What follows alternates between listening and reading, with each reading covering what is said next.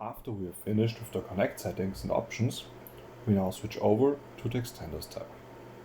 First, this site looks very similar, but it offers you some additional informations and settings. Please note that you cannot actively switch in the Extenders tab. The Extenders tab is meant to do administrative work. There's also an overview of how many devices are active, and you also can find the search field. But in addition, you can also let the devices blink, for example. This can help you in finding devices or to make sure every device is available.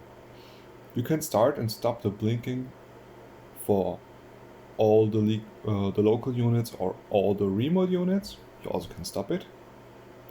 Additionally, you can let separate devices blink when you click on the edit button, which will open a new window with more detailed information.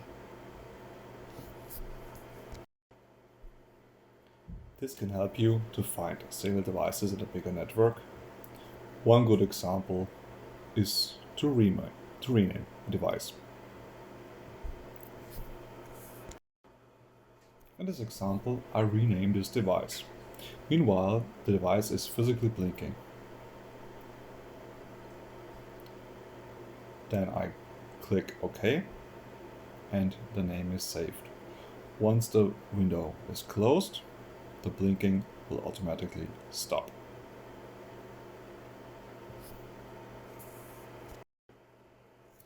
Additionally, you can activate some additional options if needed, like locking the edit, hide the status screen, activate the share any key function, and you also can activate USB remote, wake up, and or the compatibility mode, or lock the menu, for example.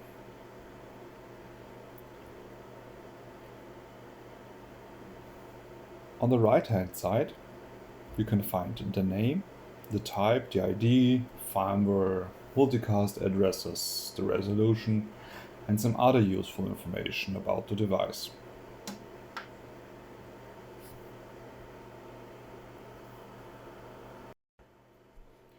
For example, this is how it looks like on the remote side, which is pretty equal, but you can change the DDC if you want. Our standard setting is the remote DDC, which sends information of the display directly to the graphic card.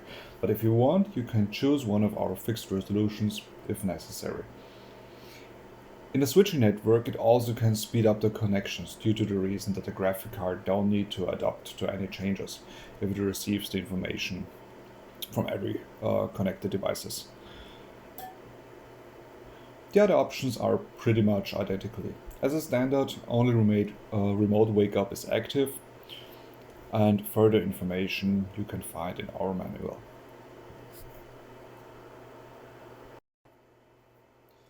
There are two additional buttons available on this site, which are the restart buttons.